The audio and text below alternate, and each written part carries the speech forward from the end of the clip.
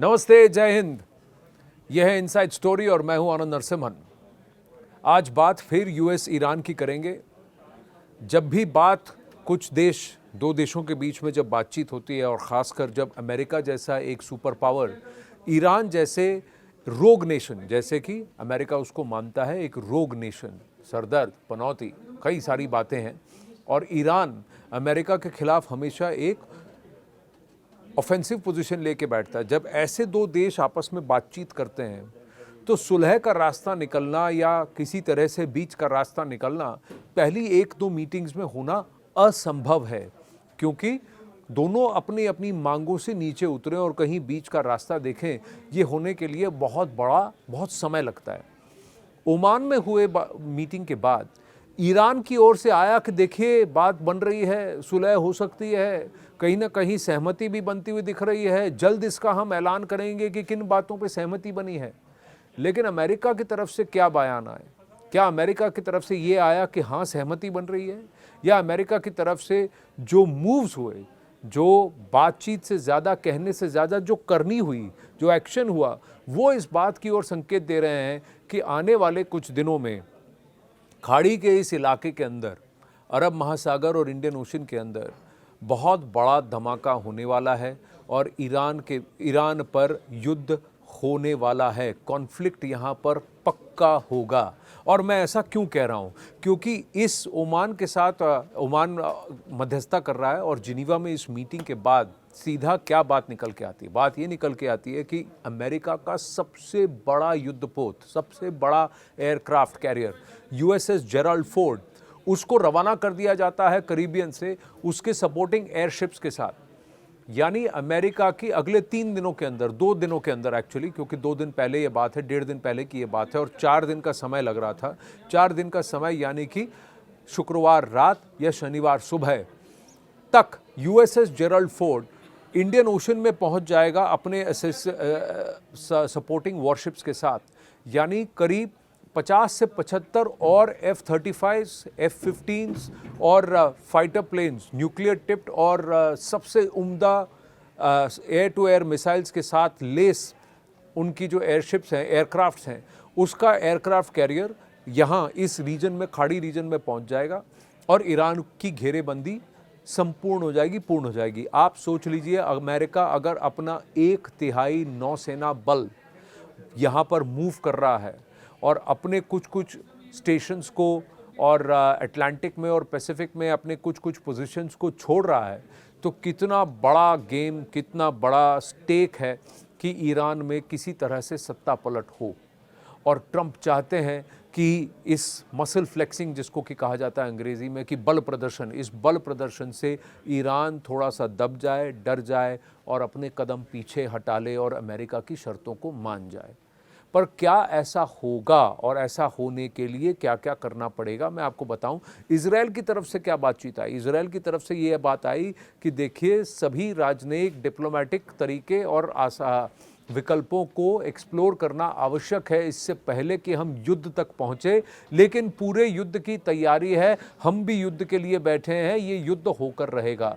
वहाँ पर Israel attack dog की भूमिका निभा रहा है, जो कह रहा है कि नहीं, युद्ध करो, युद्ध करो, युद्ध करो, लड़ो लड़ो लड़ो, ईरान को मारो मारो मारो और खमेनी का रिजीम में को बदल दो। आयतुल्लाह खमेनी और इनका ये रिजीम जब तक रहेगा तब तक इजराइल और ये पूरा इलाका सेफ नहीं रहेगा, सुरक्षित नहीं रहेगा। ईरान में एक डेमोक्रेटिक या लिबरल सत्ता को बिठाना आवश्यक है। यहाँ पर सत्ता परिवर्तन अनिवार्य है, क्योंकि इजराइल का मानना है कि जब तक ईरान में खमेनी रिजीम होगा तब तक हुती, हिजबुल्लाह, हमास और ये सारे जो उनके प्रॉक्सीज हैं, ये हमेशा सक्रिय रहेंगे। और जब तक ये सक्रिय रहेंगे, इजरायली और जूस कभी भी, यहूदी कभी भी सुरक्षित अपने आप को महसूस नहीं करेंगे और अपने आप को महफूज नहीं महसूस करेंगे। दूसरी बात, उनका ये भी मानना है कि गाज़ा बोर्ड ऑफ पीस और गाज़ा के अंदर पीस,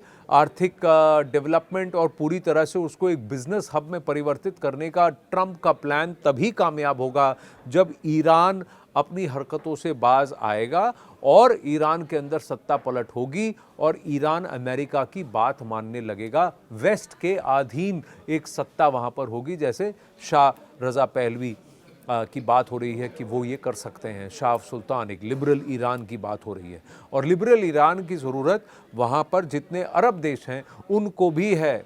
ईरान अरब देशों में नहीं गिना जाता क्योंकि वो शिया बहुल देश है, लेकिन जितने अरब देश हैं जो कि कट्टरपंथी से आगे निकलकर विश्व शांति और आर्थिक समृद्धि की ओर बढ़ना चाहते हैं, क्योंकि उन्हें पता है कि उनके तेल की खानें ख़त्म हो रही हैं और तेल जैसे ही ख़त्म हो जाएगा इस खाड़ी इलाके में ट्रेड, आर्थिक व्यवस्था के अलावा और कोई उनके पास विकल्प नहीं है।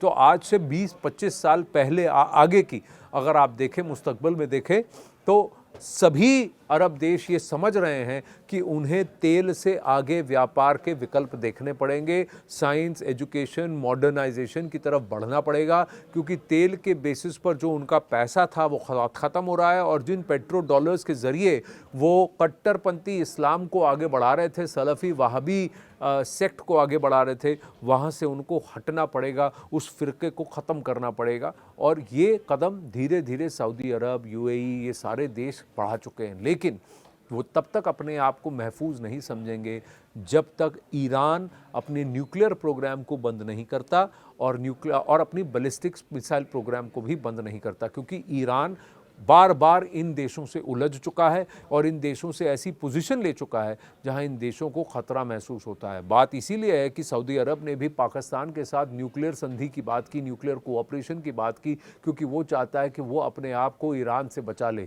क्योंकि अगर ईरान ने बैलिस्टिक मिसाइल सऊदी अरब पे फायर कर दिया, ओमान पे फायर कर दिया, तो क्या करें। और अगर ईरान ने अपने न्यूक्लियर प्रोग्राम को एक्सेलरेट कर दिया है और एक परमाणु बम बना लिया है, तो फिर इस इलाके में उसका वर्चस्व बढ़ जाएगा। और ये बाकी अरब देश या जितने भी अरब देश हैं वो ये नहीं चाहते हैं, वो बिल्कुल नहीं चाहते हैं कि ईरान की क्षमता इतनी बड़ी हो जाए, ताकत इतनी बढ़ जाए कि वो बाकी जो जितने भी अरब देश हैं उन पर हावी हो जाए। ईरान अरब देश नहीं है, मैं बार बार कहूँगा, पर वहाँ पर मुस्लिम वर्ल्ड के अंदर अपनी डोमिनेंस को जमाने की कोशिश ईरान बार बार कर रहा है। तो ये एक पहलू है जिसको हमें समझने की आवश्यकता है कि क्यों यहाँ पर युद्ध होना ज़रूरी है, या क्यों आयतुल्लाह खमेनी रिजीम को हटाना, यहाँ सत्ता पलट करना बहुत आवश्यक है। हाँ, ये सभी देश अगर आप कहें कि सामने आकर के ये नहीं कहेंगे कि ईरान के अंदर सत्ता पलट करो, वो कहेंगे कि नहीं नहीं, मुस्लिम भाई भाई और इस्लाम के लिए हम सब साथ हैं, लेकिन सारे यूएस के एयर बेसिस इन्हीं आसपास के देशों में बेस्ड हैं। और उनका ये कहना, ये मानना है कि अगर यूएस के किसी एयरबेस पर ईरान हमला करता है तो यानी उनकी संप्रभुता पर भी वो अटैक होगा और ये सब मिलकर ईरान के खिलाफ हो जाएंगे। ईरान का साथ देने के लिए अभी फ़िलहाल दो ही बड़े देश हैं, और वो दो देश हैं जो कि न्यूक्लियर एनेबल्ड हैं और काफ़ी पावरफुल हैं, वो हैं रूस और चीन। लेकिन रूस ईरान से कम 4000 मील दूर है, चीन भी ईरान से कम 3000 मील दूर है, और रूस और चीन डायरेक्टली ईरान की मदद नहीं कर सकते। हाँ, टेक्नोलॉजी के रूप में, इंटेलिजेंस के रूप में मदद कर सकते हैं। रूस अभी वहाँ पर जॉइंट एक्सरसाइज भी कर रहा है ईरान के साथ, लेकिन रूस तो यूक्रेन में भी उलझा हुआ है। रूस के पास भी आर्थिक तंगी है क्योंकि उसका भी तेल नहीं बिक रहा, उस पर भी सैंक्शंस हैं। ईरान के ऊपर भी आर्थिक तंगी है और उसका भी तेल नहीं बिक रहा, उसके ऊपर भी सैंक्शंस हैं। तो कहीं ना कहीं पैसे का जो निचोड़ है कि जेब खाली है तो भाई कौन से लड़ेंगे, कहाँ से लड़ेंगे, ये प्रश्न उठ रहा है। लेकिन अमेरिका को सबसे बड़ा खतरा ईरान से ही है और ईरान के बैलिस्टिक मिसाइल प्रोग्राम से है। ईरान के पास अभी भी 2000 से ज़्यादा बैलिस्टिक मिसाइल्स हैं, और अगर ईरान ने इन बैलिस्टिक मिसाइल्स को फायर कर दिया अमेरिका की तरफ, यूरोप की तरफ या अरब देशों की तरफ, तो यहाँ पर जो हाल होगा वो पूरे विश्व को अस्थिर कर देगा और पूरे विश्व को तीसरे विश्व युद्ध की कगार तक भी ले जा सकता है। तो इसीलिए इस एस्केलेटरी लैडर पर डायनामिक्स को कंट्रोल करना और किसी तरह से ईरान को शांत कर कर ही वहाँ पर सत्ता परिवर्तन करना, यही ट्रंप का ऑब्जेक्टिव होगा। और एक और चीज़ है कि भाई आक्रांता आने वाला है, अटैक करने वाला है, कटने वाला है, करने वाला है, ये सोचकर ईरान के IRGC और ईरान की आर्मी की नींद पिछले 2 हफ्ते से उड़ी हुई है। वो कितने ही अलर्ट में रहेंगे, कभी तो उनको झपकी लगेगी और जैसे ही ये झपकी लगी, उसी मौके की फिराक में शायद यूएस दिख रहा है कि जब अटैक करें तो एक साथ करें। लेकिन ईरान में सत्ता परिवर्तित करना, खमनेई रेजिम को हटाना, आईआरजीसी को वीक करना, बस मिलिशिया को ख़त्म करना आसान नहीं है। इसके लिए मैं बार बार कह चुका हूँ कि अमेरिका को सब कुछ सही करना पड़ेगा और ईरान को बस इतना करना है कि अमेरिका के मंसूबे कामयाब ना हो। ट्रंप चाहते हैं कि ऑपरेशन सिंदूर की तरह 2.5 दिन के अंदर ये युद्ध समाप्त हो जाए, वेनेजुएला की तरह किसी बड़े जोर प्रदर्शन, बल प्रदर्शन के बिना ही वहाँ पर सत्ता पलट हो जाए और अमेरिका अपनी बात मनवा ले। ईरान में ऐसा नहीं हो सकता, क्योंकि ईरान इस तैयारी में ऑलरेडी है कि अगर युद्ध हुआ तो इसको लंबा खींचे, क्योंकि जितना लंबा ये युद्ध खींचेगा उतना ईरान स्ट्रांग होगा और अमेरिका और डोनाल्ड ट्रंप पस्त होंगे। और यही तैयारी ईरान की है। सैटेलाइट इमेजेस बताती हैं कि पिछले साल जब स्ट्राइक्स हुए थे, जब इजराइल ने और अमेरिका ने मिल करके ईरान के न्यूक्लियर इंस्टॉलेशंस और कई सारे क्रिटिकल इंस्टॉलेशंस पर एयर स्ट्राइक्स किए थे, उनको वापस से रिपेयर करके कई सारी उनकी मिसाइल बेसेस हैं और जहां से ये मिसाइलें फायर होती हैं वो भी डैमेज हुई थी। उन सबको बहुत जल्दबाजी में ईरान वापस से ठीक कर सक्रिय करने की कोशिश कर रहा है, ऑपरेशनल करने की कोशिश कर रहा है। यानी कि ईरान इस बात के लिए तैयार है कि यहाँ युद्ध होकर रहेगा। देखिए, विश्व शांति के लिए डोनाल्ड ट्रंप मानते हैं 4-5 ऐसे रोग नेशंस हैं जिनको कि पूरी तरह से शांत करना आवश्यक है।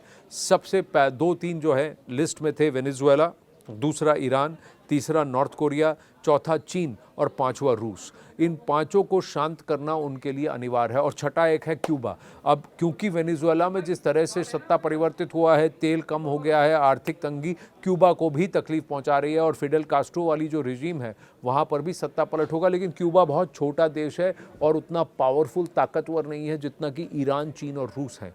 ईरान में सत्ता पलट, यहाँ पर का किसी तरीके का ब्लॉकेड आर्थिक रूप से एक मंदी साउथ एशिया में लेके आ सकता है, जिसका सबसे बड़ा खामियाजा भारत को नहीं, भारत को होगा, झटका थोड़ा लगेगा, लेकिन सबसे ज़्यादा खामियाजा चीन को भुगतना पड़ेगा और चीन के साथ साथ रूस को भी भुगतना पड़ेगा। और अगर ऐसा होता है तो चीन आर्थिक रूप से और अस्थिर हो जाएगा और उसकी ताकत कम होती दिखेगी, जो कि डोनाल्ड ट्रंप चाहते हैं और अमेरिका चाहता है। कई सारी रीजंस है कि यहाँ पर युद्ध के बादल मंडरा रहे हैं। सितारे भी ये कहते हैं कि ईरान के सितारे, खासकर खमनेई ख़ानदान के सितारे गर्दिश में हैं और जब गर्दिश में तारे होते हैं तो फिर युद्ध के बादल गरजेंगे और कहीं ना कहीं मिसाइल बरसेंगे। इसके अंदर ईरान की जनता क्या चाहती है, ईरान की जनता क्या त्रस्त है, क्या वहाँ पर इतना त्राहिमाम है कि खमनेई और बस मिलिशिया और आईआरजीसी का अंदर से ही खात्मा हो जाए? कहीं ना कहीं इसकी भी तैयारी चल रही है। और ताक में, फिराक में लगाए बैठा जो एक देश है वो है इजराइल।